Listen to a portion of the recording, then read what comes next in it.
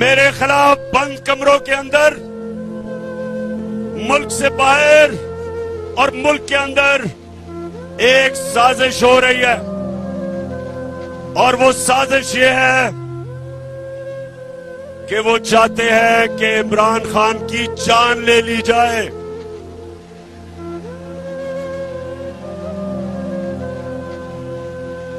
सुन ले जरा, ये साजिश का मुझे पहले पता था और मुझे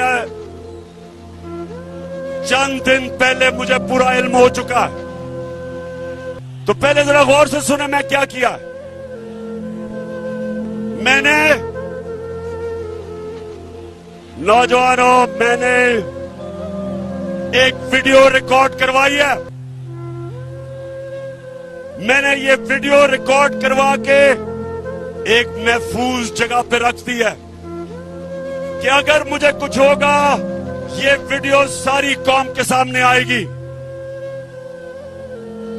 और इस वीडियो में मैंने पिछली गर्मियों से जो ये मेरे खिलाफ साजिश हुई, जो इस साजिश में मुलव्वस है, मैंने एक एक का नाम लिया इस वीडियो में।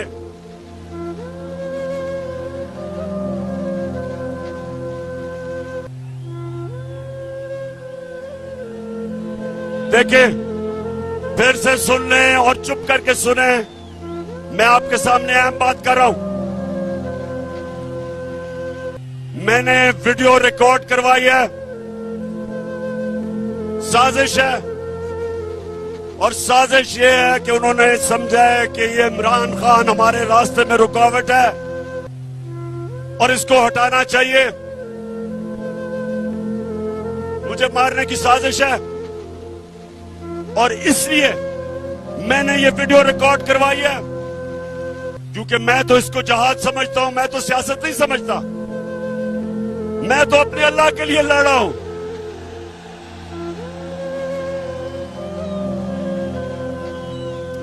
लेकिन मैं ये चाहता हूं कि अगर मुझे कुछ होगा तो मैं अपने सारे पाकिस्तानियों को चाहता हूं कि आपको पता चले कि कौन कौन इस साजिश में मुलव्वस था।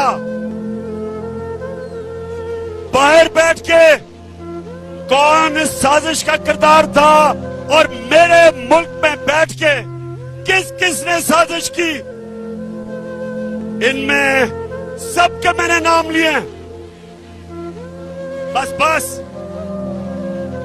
इनमें सारों के मैंने नाम लिए जिन्होंने ये प्लानिंग की, और एक एक का नाम मैंने कहा कि ये मेरे दिल पे लिखा हुआ है कि इन्होंने कैसे पूरी प्लानिंग करके एक बैरूनी मुल्क साजिश, जिसमें ये सारा इस मुल्क का करप्ट टोला उसके साथ मिलके, और कौन कौन मजीद लोग इनके साथ थे, इन्होंने जो मेरी कमेंट कराई है और जो आगे ये करने जा रहे हैं। मैं ये इसलिए, मेरे पाकिस्तानियों, मैंने ये इसलिए वीडियो रिकॉर्ड करवाई है कि इस मुल्क की तारीख है कि कभी ताकतवर को कानून के नीचे नहीं लाया जाता, कभी ताकतवर का एहतसाब नहीं होता। हमेशा ताकतवर बच जाता है और किसी और के नाम पे जो भी कत्ल होते लगता है। मैं इसलिए ये वीडियो रिकॉर्ड करवा रहा हूं, करवा के रखी हुई है, महफूज रखी हुई है। मैंने सिर्फ इसलिए रखी है कि मैं ये चाहता हूं कि इस बारी इस मुल्क का इंसाफ का निजाम, इस मुल्क की तारीख है, कभी इन्होंने नहीं किसी को पकड़ा जो ताकतवर मुजरिम हो, सिर्फ कमजोरों को पकड़ा जाता है। इसलिए ये लियाकत अली खान के जमाने से लेके अब तक कोई ताकतवर मुजरिम नहीं पकड़ा गया। इसलिए मैं चाहता हूं कि मेरी कौम के सामने सब की शक्लें आए कि कौन कौन इस मुल्क से गद्दारी कर रहा था, किस किस ने गद्दारी की। और मैं दूसरी बात करता हूं, और मैं फिर अपने इंसाफ के निजाम को आपके सामने रखता हूं कि मैंने 3.5 साल में पूरी कोशिश की कि जो 3 साल से मुल्क को लूट रहे थे इनको सजाएं हो, इनके खिलाफ एक्शन लिया जाए। लेकिन जो इस मुल्क के ताकतवर ओहदों पे बैठे थे, जिन्होंने इंसाफ करना था, वो करप्शन को बुरा नहीं समझते थे। वो ताकतवर की करप्शन को वो बुरा नहीं समझते। वो एक्सेप्ट कर बैठे हैं कि इस मुल्क में ताकतवर लोग चोरी करेंगे और कोई पकड़ेगा नहीं। सियालकोट के लोगों, मेरे नबी सल्लल्लाहु अलैहि वसल्लम ने आज से 1500 साल पहले तकरीबन तब ये कहा था कि वो कौमें तबाह हो जाती हैं जिधर छोटा चोर जेल में जाता है और बड़े डाकू को आप नहीं पकड़ते। ये है हमारा तबाही का रास्ता। मैंने जो आपको इस्लामाबाद में बुलाया एक वजह से कि अगर आप नहीं निकलेंगे, अगर ये डाकुओं के खिलाफ जिन्होंने साजिश के तहत आज मुल्क के ऊपर बैठे हुए हैं, अगर आप इनके खिलाफ आप नहीं निकलेंगे मेरे पाकिस्तानियों, ये मुल्क तबाह हो जाएगा। क्योंकि मेरे नबी ने कह दिया था कि जब आप ताकतवर मुजरिमों को, डाकुओं को नहीं पकड़ते और सिर्फ छोटे चोरों को पकड़ते हैं, वो मुल्क बचता नहीं है। हजरत अली रज़ियल्लाहु ताला ने इनके ऐसे ममालिक के जो ताकतवर डाकुओं को नहीं पकड़ सकते उनके मुतालिक कहा कि कुफर का निजाम चल जाएगा, लेकिन जुल्म और नाइंसाफी का निजाम नहीं चल सकता। हमारे सामने तबाही है। अगर हम सब एक कौम बन के नहीं निकले और अगर हमने इनके खिलाफ जहाद ना की, मेरे पाकिस्तानियों, आपके और आपके बच्चों का कोई मुस्तकबिल नहीं है। जो दुनिया में अमीर तरीन मुल्क है, उधर सबसे बड़ी चीज क्या है कि ताकतवर कानून के नीचे, जिसको रूल ऑफ लॉ कहते हैं, कानून की हुक्मरानी जिसको कहते हैं, जो नबी सल्लल्लाहु अलैहि वसल्लम ने मदीना की रियासत में सबसे पहले उन्होंने कहा कि मेरी बेटी भी जुर्म करेगी तो उसको सजा मिलेगी। जब तक एक माशरा खुशहाल नहीं हो सकता, जब तक आप ताकतवर डाकू को नहीं पकड़ते। ये है हमारी जहाद। और सियालकोट के लोगों, आपने, जब मैं 20 के बाद कॉल दूंगा, आपने सब इस्लामाबाद पहुंचना है। आपने ना फिक्र करनी है कि गर्मी है। जब पाकिस्तान आजाद हुआ था तो यहां सियालकोट अपने जरा बड़ों से पूछो कि क्या मुहाजिर जो बाहर से हिंदुस्तान से आए थे उनकी कभी कहानियां सुनी है? बड़ों से सुने। मैं जब लाहौर में बड़ा हो रहा था, जो भी वहां से आए थे, पंजाब से, ईस्ट पंजाब से, जो कत्लेआम हुई थी मुसलमानों की, औरतों की, बच्चों की, लाखों लोग कुर्बान हुए थे इस मुल्क बनाने के लिए। और आज मैं अपनी कौम से वही कुर्बानी मांग रहा हूं, अपने आप को हकीकी आजादी देने के लिए इन चोरों से, इन अमेरिकियों के गुलामों से। आपने ना गर्मी देखनी है, ना आपने देखना है कि रास्ते में रुकावटें हैं, ना कंटेनर देखना है। नौजवानों, आपका जुनून इन सारे कंटेनर्स और जो भी रुकावटें, इसको बहा के ले जाएगा। मैं अपने नौजवानों से खास तौर पे आज कह रहा हूं कि तैयारी करें। इन्होंने 2 दिन पहले ट्रांसपोर्ट बंद कर देनी है, इन्होंने पेट्रोल बंद कर देना है, इन्होंने इंटरनेट बंद कर देनी है। उससे पहले तैयारी करें। और ये देखेंगे इंशाअल्लाह। तैयार हो जाओ, चेरी ब्लॉसम तैयार हो जाओ, ख्वाजा वेंटिलेटर तैयार हो जाओ, 18 कत्ल करने वाले वजीर तैयार हो जाओ, सब तैयार हो जाओ। अवाम का समुंदर आने वाला है इस्लामाबाद। तो सियालकोट, सुनो मेरी बात, ये जो मुल्क से हुआ है, अब जरा गौर से सुनो। और मैं आज अपनी अदलिया से बड़ी आजिज़ी से आपसे एक सवाल पूछ रहा हूं। अपने सियालकोट और पाकिस्तानी कौम के सामने मैं अपनी अदलिया से फिर कहता हूं, बड़ी आजिज़ी से सवाल पूछता हूं। बड़ा अच्छा किया आपने सुओ मोटो एक्शन ले लिया इतवार को। आपको कोई बहुत ही खतरा होगा इमरान खान से कि 12 बजे अदालतें भी खोल दी, चले ठीक है।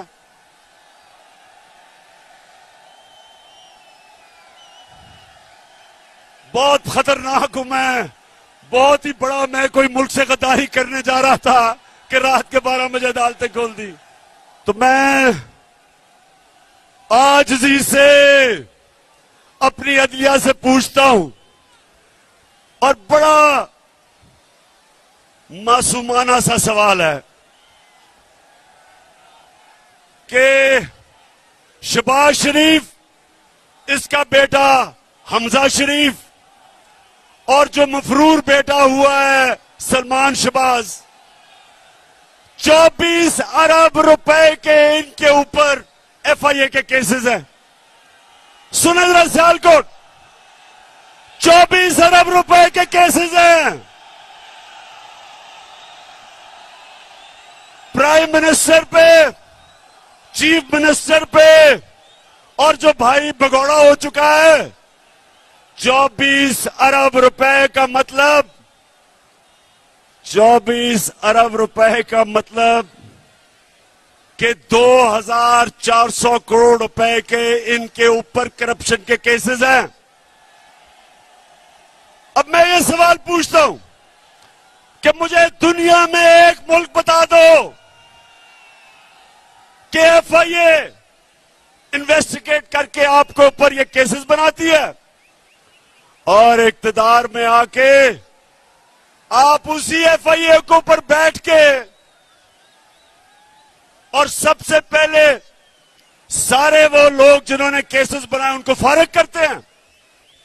और फिर और मैं सलाम करता हूं डॉक्टर रिजवान आपको कि एक जबरदस्त FIA का ऑफिसर जिसमें दिलेरी थी, जो दलेर आदमी था, जिसने शरीफ माफिया के खिलाफ कार्रवाई करके मकसूद चपड़ासी के बैंक अकाउंट में और नौकरों के बैंक अकाउंट में 16 अरब रुपए पकड़े। और फिर क्या हुआ, डॉक्टर रिजवान के ऊपर दबाव डाला गया, हमजा शरीफ ने उसको धमकियां दी, और वो डॉक्टर रिजवान शदीद दबाव में था और उसको हार्ट अटैक हुआ, मर गया। कल क्या हुआ, जो दूसरा ऑफिसर ये शहबाज शरीफ का FIA का केस इन्वेस्टिगेट कर रहा था, उसका नाम नदीम अख्तर था, उसको कल हार्ट अटैक हो गया। सियालकोट, उसको भी हार्ट अटैक हो गया कल। मैं ये सवाल पूछता हूं कि ये कैसे है कि माफिया का जो इन्वेस्टिगेट करता है उनके ऊपर किस तरह का दबाव है? किधर है मेरी अदालतें? आपका काम है इनकी हिफाजत करना। कौन आगे से इस मुल्क के कौन से सरकारी नौकर, कौन सी FIA, कौन सी FBR, कौन से पुलिस ऑफिसर कभी भी आपके सामने खड़े होंगे।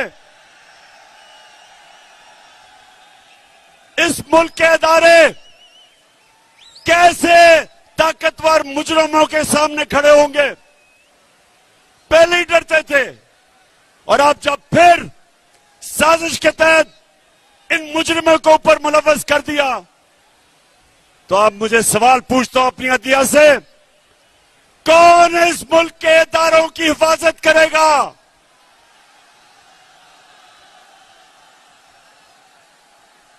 मैं बड़ी आजी से अपनी अदालतों से पूछता हूं कि ये आपके सामने हमारी मुल्क की तबाही हो रही है। जब इदारे खत्म होते हैं, मुल्क तबाह हो जाता है। और मैं फिर ये अगला सवाल पूछता हूं कि ये जो हमारे जेलों में छोटे चोर भरे हुए हैं, उनका क्या ये कसूर है कि वो छोटे चोर हैं? क्या सबक ये मिल रहा है कि मुल्क पे डाका मारो तो बड़ा डाका मारो, नहीं तो जेल में चले जाओगे? मैं आज, अगर आपने इनको नहीं पकड़ना, तो मैं आज फिर से कहता हूं कि पाकिस्तान के जेल खोल दें, ये गरीबों को बाहर निकालें, जो बेरोजगारी में चोरी करते हैं, घर में बच्चे भूखे हैं, उनको बाहर निकाल दें। इन सारों की, इन गरीब चोरों की मिला के भी जो चोरी है, वो एक मकसूद चपड़ासी के जो 4 अरब आए थे बैंक में, उससे कम है। ये जुल्म का निजाम है। इसके मुतालिक हजरत अली ने कहा था, फिर से मैं बताता हूं कि कुफर का निजाम चल जाएगा, लेकिन नाइंसाफी और जुल्म का निजाम नहीं चल सकता। मैं आखिर में सिर्फ 2 बातें करना चाहता हूं।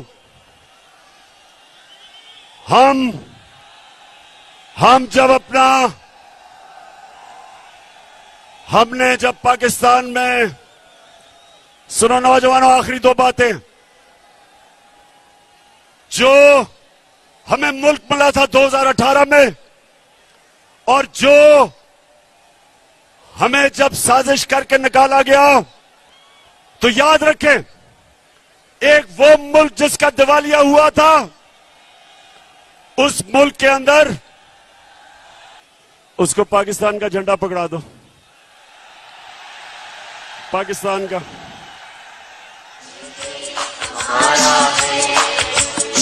पाकिस्तान का, पाकिस्तान, हाँ पकड़ाओ। जान से प्यारा है इसका एक जरा, जान से प्यारा। अच्छा सियालकोट, अब सुने, जब हमारी हुकूमत गिराई गई, तो अब अदाद और शुमार आए हैं। याद रखें कि पाकिस्तान की 2004 के बाद सबसे ज्यादा सनती पैदावार हमारे दौर में हुई। शाबाश शाबाश, ये है जुनून। ये जो जुनून है, ये कीमा के नान दे के जलसों पे लाके ये नहीं खरीदा जा सकता। और ये ही जुनून इंशाअल्लाह इस्लामाबाद के अंदर वो इनकलाब लेके आएगा जो हमें हकीकी तौर पे आजाद करेगा।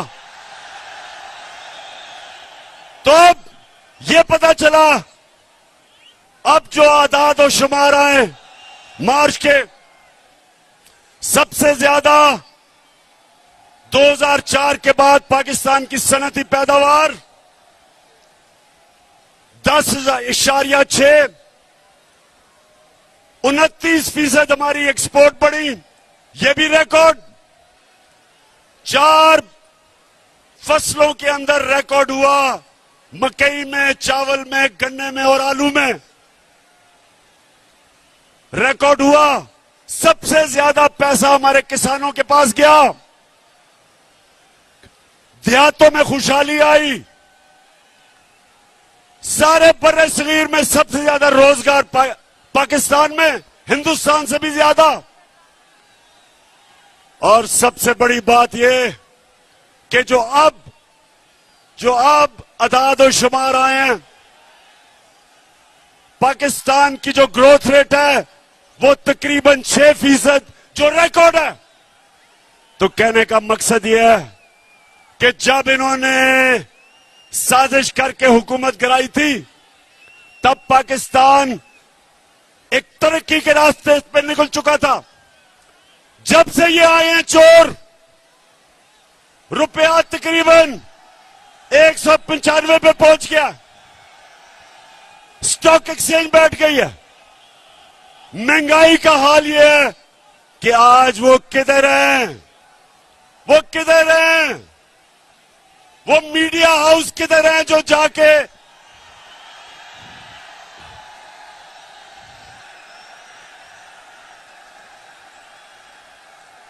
अब्बास, जो भी हो गिरना पड़ना खुदा का वास्ता है। बस बस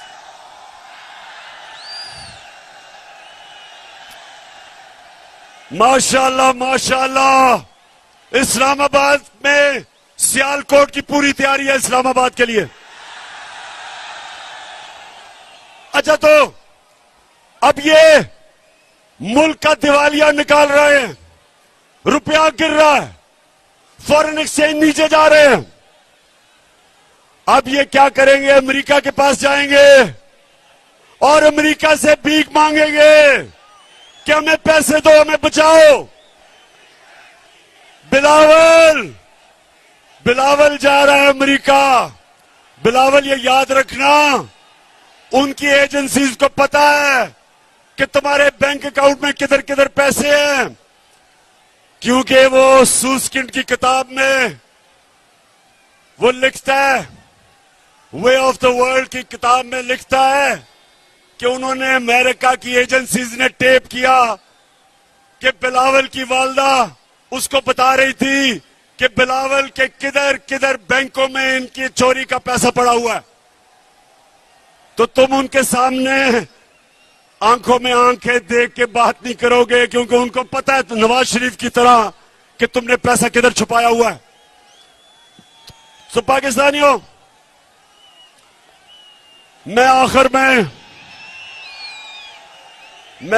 में आप सबको इस्लामाबाद आने की सिर्फ एक वजह से आप सबको दावत देता हूं कि जो भी रुकावटें हो जाए, आपने इसको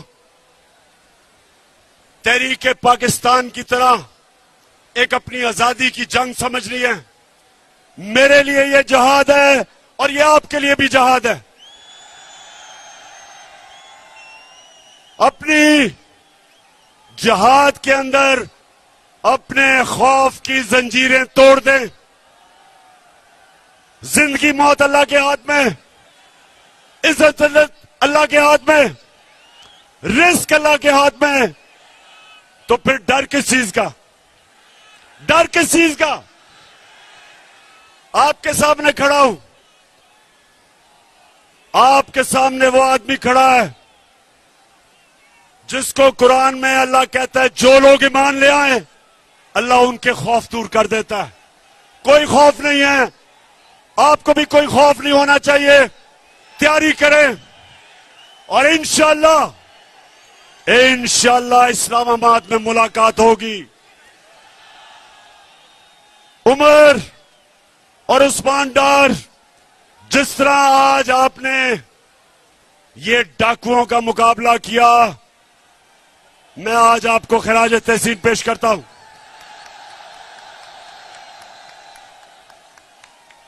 तुम्हारी माशाअल्लाह अच्छी ट्रेनिंग की हुई है। धरने में मैंने आपकी ट्रेनिंग करवाई है। हम ट्रेंड हैं, हम तैयार हैं और इंशाअल्लाह उस्मान डार, आप जब नौजवानों को लेके इस्लामाबाद निकलेंगे तो याद रखें कि किसी किस्म की रुकावट से नहीं घबराना, क्योंकि आपका कप्तान किसी चीज से नहीं घबराता।